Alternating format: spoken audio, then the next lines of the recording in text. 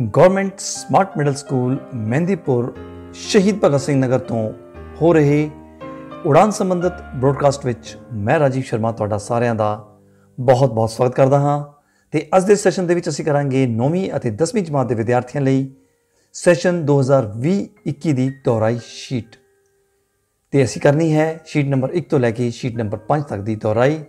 Sheet number 1 ਜੋ ਕਿ ਮਿਤੀ 16 ਅਪ੍ਰੈਲ 2021 ਨਾਲ ਸੰਬੰਧਿਤ ਹੈ ਦਾ ਪਹਿਲਾ ਪ੍ਰਸ਼ਨ ਹੈ, ਏਸ਼ੀਅਨ ਖੇਡਾਂ ਦੀ ਮੇਜ਼ਬਾਨੀ ਵਾਲਾ ਪਹਿਲਾ ਦੇਸ਼ ਕਿਹੜਾ ਸੀ? Which was the first country to host the Asian Games. ਸਾਡੇ ਕੋਲ ਆਪਸ਼ਨਸ ਹਨ ਚੀਨ, ਜਾਪਾਨ, ਭਾਰਤ ਜਾਂ ਕੋਰੀਆ ਤੇ ਸਹੀ ਉੱਤਰ ਹੈ Bharat. So India was the first country to host the Asian Games। 1951 ਦੇ ਵਿੱਚ 4 ਮਾਰਚ ਤੋਂ ਲੈ ਕੇ 11 ਮਾਰਚ ਤੱਕ ਇਹ ਖੇਡਾਂ ਚੱਲੀਆਂ ਸਨ ਤੇ ਕੁੱਲ ਮਿਲਾ ਕੇ there were 51 events, 51 ਖੇਡਾਂ ਹੋਈਆਂ ਸਨ। ਪ੍ਰਸ਼ਨ 2 ਹੈ, ਸਿੱਖ ਕੌਮ ਦੇ ਕਿਸ ਮਹਾਨ ਜਰਨੈਲ ਦੇ ਨਾਮ ਨਾਲ ਆਹਲੂਵਾਲੀਆ ਸ਼ਬਦ ਲੱਗਦਾ ਹੈ? The name of which great person of the Sikh community is associated with surname Ahluwalia? ਸਾਡੇ ਕੋਲ ਆਪਸ਼ਨਸ ਹਨ ਸ਼ਾਮ ਸਿੰਘ, ਬਘੇਲ ਸਿੰਘ, ਜੱਸਾ ਸਿੰਘ ਜਾਂ ਕਪੂਰ ਸਿੰਘ ਤੇ ਸਹੀ ਉੱਤਰ ਹੈ ਜੱਸਾ ਸਿੰਘ। ਸੋ ਜੱਸਾ ਸਿੰਘ ਉਹਨਾਂ ਦੇ ਨਾਲ ਆਹਲੂਵਾਲੀਆ ਐਜ਼ ਅ ਸਰਨੇਮ ਜੁੜਦਾ ਹੈ। ਇਹਨਾਂ ਨੇ ਦਲ ਖਾਲਸਾ ਦੀ ਸਥਾਪਨਾ ਕੀਤੀ ਸੀ ਤੇ ਇਹਨਾਂ ਦਾ ਜਨਮ 3 ਮਈ 1718 ਨੂੰ ਹੋਇਆ ਤੇ ਮੌਤ 22 ਅਕਤੂਬਰ 1783 ਨੂੰ। ਪ੍ਰਸ਼ਨ 3, ਮਨੁੱਖੀ ਸਰੀਰ ਦਾ ਸਭ ਤੋਂ ਸਖਤ ਭਾਗ ਕਿਹੜਾ ਹੈ? which is the hardest part in the human body? So the hardest part in the human body is tooth enamel। ਦੰਦ ਦੀ ਪਰਤ ਸਭ ਤੋਂ ਸਖਤ ਭਾਗ ਹੁੰਦਾ ਹੈ। ਸੋ ਟੂਥ ਇਨੈਮਲ ਦੰਦਾਂ ਦੀ ਸਭ ਤੋਂ ਬਾਹਰਲੀ ਪਰਤ ਹੁੰਦੀ ਹੈ ਜੋ ਕਿ 95% ਖਣਿਜ ਜਿਸ ਦੇ ਮੁੱਖ ਘਟਕ ਹਨ ਕੈਲਸ਼ੀਅਮ ਤੇ ਫਾਸਫੋਰਸ ਨਾਲ ਬਣੀ ਹੁੰਦੀ ਹੈ।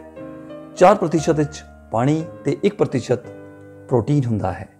ਇੱਥੇ ਆਪਾਂ ਲਿਖ ਦਿੰਦੇ ਹਾਂ 95% ਕੈਲਸ਼ੀਅਮ ਪਲੱਸ ਫਾਸਫੋਰਸ ਤੇ 4% ਪਾਣੀ ਵਾਟਰ H2O ਤੇ 1% ਪ੍ਰੋਟੀਨ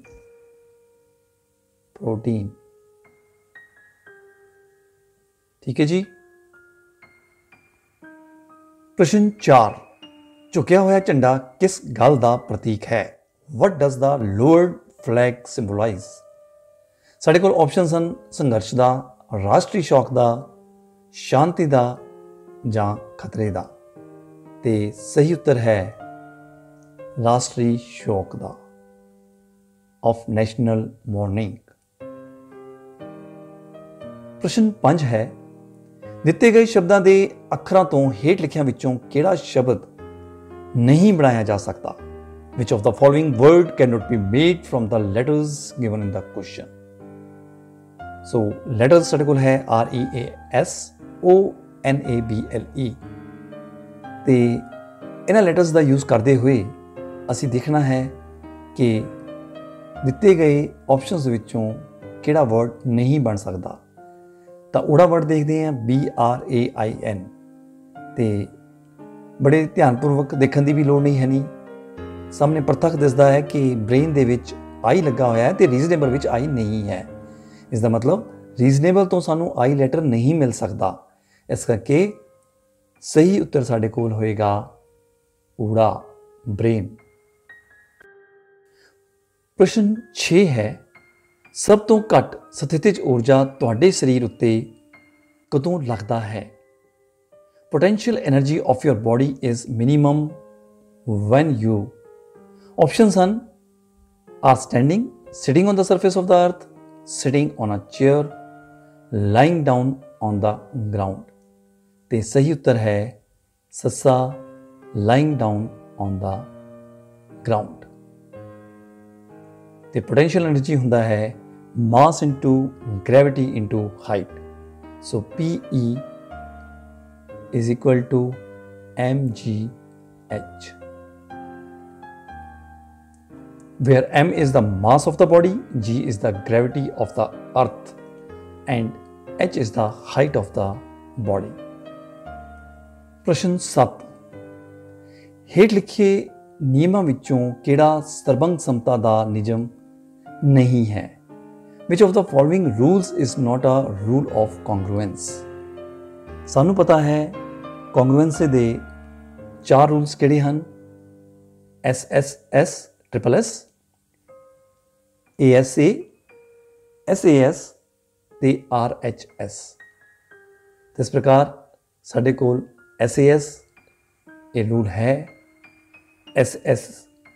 SAS ਵੀ ਰੂਲ ਹੈ, AAA ਰੂਲ ਨਹੀਂ ਹੈ।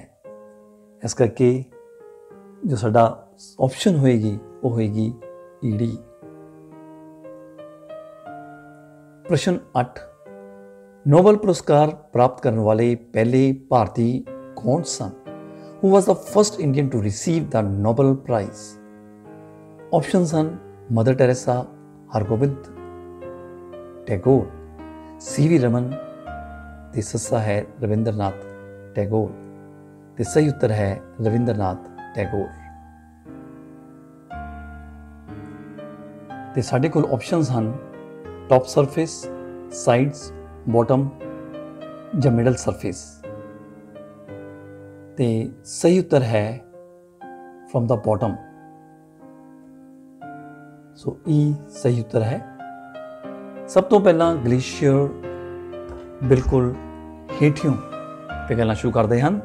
ਕਾਰਨ ਇਹ ਹੈ ਕਿ ਬਰਫ਼ ਦੇ ਥੱਲੇ ਦਾ ਪਰਤ, ਜੋ ਥੱਲੇ ਦਾ ਪਾਣੀ ਹੁੰਦਾ ਹੈ, ਉਸ ਦਾ ਤਾਪਮਾਨ ਬਰਫ਼ ਮੁਕਾਬਲੇ ਵੱਧ ਹੁੰਦਾ ਹੈ। ਕਹਿਣ ਦਾ ਮਤਲਬ ਕਿ ਥੱਲੇ ਦਾ ਪਾਣੀ ਗਰਮ ਹੁੰਦਾ ਹੈ, ਜਿਸ ਕਰਕੇ ਗਲੇਸ਼ੀਅਰ ਜਿਹੜੇ ਹਨ ਉਹ ਥੱਲਿਓਂ ਪਿਘਲਣਾ ਸ਼ੁਰੂ ਕਰਦੇ ਹਨ। ਪ੍ਰਸ਼ਨ 10 ਹੈ, ਦਿੱਤੀਆਂ ਹੋਈਆਂ 5 ਤਸਵੀਰਾਂ ਵਿੱਚੋਂ 4 ਤਸਵੀਰ ਵਿੱਚ ਸੰਬੰਧ ਹੈ ਅਤੇ ਇੱਕ ਤਸਵੀਰ ਸਾਰਿਆਂ ਨਾਲੋਂ ਵੱਖਰੀ ਹੈ। ਵੱਖਰੀ ਤਸਵੀਰ ਲੱਭੋ। Out of the 5 figures, 4 are similar in a certain manner, but one is different. Choose the figure which is different from the rest. ਜੇ ਅਸੀਂ ਫਿਗਰਸ ਨੂੰ ਧਿਆਨ ਨਾਲ ਦੇਖਦੇ ਹਾਂ ਤਾਂ ਸਾਰਿਆਂ ਦੇ ਜੋ ਸੈਂਟਰ ਵਿੱਚੋਂ ਹੋ ਕੇ ਜੀਵਾ ਲੰਘਦੀ ਪਈ ਹੈ ਉਹ ਡਾਇਗਨਲੀ ਹੈ, ਜਦਕਿ ਸੱਸਾ ਦੀ ਇੱਕਦਮ ਵਰਟੀਕਲ ਹੈ, ਸਟ੍ਰੇਟ ਸਿੱਧੀ ਖੜੀ ਹੈ, ਖੜਵੇਂ ਦਾਂ 'ਤੇ ਹੈ ਕਹਿਣ ਦਾ ਮਤਲਬ। ਤਾਂ ਇਸ ਕਰਕੇ ਸੱਸਾ ਫਿਗਰ ਜਿਹੜੀ ਹੈ ਬਾਕੀ ਸਾਰਿਆਂ ਨਾਲੋਂ ਵੱਖਰੀ ਹੈ ਤੇ ਸਹੀ ਉੱਤਰ ਹੋਏਗਾ ਸੱਸਾ। ਪ੍ਰਸ਼ਨ 11, ਓਲੰਪਿਕ ਖੇਡਾਂ ਵਿੱਚ ਵਿਅਕਤੀਗਤ ਤੌਰ ਤੇ ਕਿਸ ਨੇ ਸਭ ਤੋਂ ਵੱਧ ਮੈਡਲ ਜਿੱਤੇ? Which of the following players won the maximum number of medals in Olympic Games individually? ਸਾਡੇ ਕੋਲ ਆਪਸ਼ਨਸ ਹਨ Carl Lewis, Usain Bolt, Michael Philip, Milkha Singh. ਤੇ ਸਹੀ ਆਪਸ਼ਨ ਹੈ ਈਡੀ ਮਾਈਕਲ ਫਿਲਿਪ, ਜੋ ਕਿ ਅਮਰੀਕਨ ਤੈਰਾਕ ਸੀ ਤੇ ਇਸਨੇ ਇਕੱਲੇ ਨੇ ਹੀ 28 ਮੈਡਲ ਜਿੱਤੇ ਹਨ। 28 ਮੈਡਲਸ ਇਕੱਲੇ ਨੇ ਜਿੱਤੇ ਹਨ। ਪ੍ਰਸ਼ਨ 12, ਹੇਠ ਲਿਖੇ ਮੁੱਖ ਮੰਤਰੀਆਂ ਵਿੱਚੋਂ ਕਿਸ ਮੁੱਖ ਮੰਤਰੀ ਦਾ ਕਾਰਜਕਾਲ ਸਭ ਤੋਂ ਲੰਬਾ ਰਿਹਾ? Which of the following chief ministers served for the longest tenure? ਸਾਡੇ ਕੋਲ ਆਪਸ਼ਨਸ ਹਨ ਲਾਲੂ ਪ੍ਰਸਾਦ, ਜੋਤੀ ਬਾਸੂ, ਕਮਲਨਾਥ ਤੇ ਪ੍ਰਕਾਸ਼ ਸਿੰਘ ਬਾਦਲ। ਤੇ ਸਹੀ ਉੱਤਰ ਹੈ ਜੋਤੀ ਬਾਸੂ, ਜੋ ਕਿ ਵੈਸਟ ਬੰਗਾਲ ਦੇ ਚੀਫ ਮਿਨਿਸਟਰ ਰਹੇ ਹਨ ਤੇ ਉਹਨਾਂ ਦਾ ਕਾਰਜਕਾਲ ਸੀ 1977 ਤੋਂ ਲੈ ਕੇ 2000 ਤੱਕ ਦਾ। मतलब 23 ਸਾਲ ਉਹਨਾਂ ਨੇ ਐਸ ਚੀਫ ਮਿਨਿਸਟਰ ਦਾ ਕਾਰਜਕਾਲ ਸੰਭਾਲਿਆ ਹੈ। ਤੇ ਉਹਨਾਂ ਦਾ ਜਨਮ 8 ਜੁਲਾਈ 1914 ਨੂੰ ਹੋਇਆ ਸੀ ਤੇ ਉਹਨਾਂ ਦੀ ਮ੍ਰਿਤਿੂ 17 ਜਨਵਰੀ 2010 ਵਿੱਚ ਹੋਈ ਸੀ। ਪ੍ਰਸ਼ਨ 13, ਗ੍ਰਾਫ ਦੇ ਸਮਤਲ ਉੱਪਰ P ਬਿੰਦੂ ਦੇ ਨਿਰਦੇਸ਼ ਅੰਕ ਪਤਾ ਕਰੋ। Find the coordinates of point P on the graph। So point P ਨੂੰ ਅਸੀਂ ਧਿਆਨ ਨਾਲ ਦੇਖਦੇ ਹਾਂ ਤੇ ਅਸੀਂ ਇਹ ਵੀ ਦੇਖਦੇ ਹਾਂ ਕਿ ਪੁਆਇੰਟ P ਦੇ ਉੱਪਰ ਜੋ x ਐਕਸਿਸ ਦੇ ਉੱਪਰ ਅੰਕ ਨਿਰਦੇਸ਼ ਲੱਗੇ ਹੋਏ ਹਨ ਉਹ x ਦੇ ਉੱਪਰ ਕਿਹੜਾ ਹੈ। ਸੋ x ਦੇ ਉੱਪਰ ਹੈ 4 ਤੇ y ਐਕਸਿਸ ਦੇ ਉੱਪਰ ਹੈ 3 ਤੇ ਸਹੀ ਉੱਤਰ ਹੋਏਗਾ 4 ਤੇ 3 ਮਤਲਬ ਸੱਸਾ। ਪ੍ਰਸ਼ਨ 14, ਪੰਜਾਬ ਦੇ ਕੋਇਲ ਕਿਸ ਗਾਇਕਾ ਨੂੰ ਕਿਹਾ ਜਾਂਦਾ ਹੈ। Which singer is known as the nightingale of Punjab. So nightingale of Punjab is called Surinder Kaur, ਜਿਨ੍ਹਾਂ ਦਾ ਜਨਮ 25 ਨਵੰਬਰ 1929 ਨੂੰ ਲਾਹੌਰ ਪਾਕਿਸਤਾਨ ਵਿਖੇ ਹੋਇਆ ਸੀ ਤੇ ਇਹਨਾਂ ਦੀ ਮੌਤ 14 ਜੂਨ 2006 ਵਿੱਚ ਯੂਨਾਈਟਿਡ ਸਟੇਟਸ ਵਿੱਚ ਹੋਈ ਸੀ। ਤੇ ਇਹਨਾਂ ਨੇ ਹਿੰਦੀ ਫਿਲਮਾਂ ਵਿੱਚ ਵੀ ਗਾਇਕੀ ਕੀਤੀ ਹੈ। 1948 ਤੋਂ ਲੈ ਕੇ 1952 ਵਿੱਚ ਆਈਆਂ ਹਿੰਦੀ ਫਿਲਮਾਂ ਦੇ ਵਿੱਚ। ਪ੍ਰਸ਼ਨ 15, ਭਾਰਤ ਦਾ ਪ੍ਰਵੇਸ਼ ਦੁਆਰ ਕਿਸ ਸ਼ਹਿਰ ਨੂੰ ਕਿਹਾ ਜਾਂਦਾ ਹੈ। Which city is called the gateway of India? So the gateway of India is called to Mumbai. So Mumbai is the city which is called gateway of India.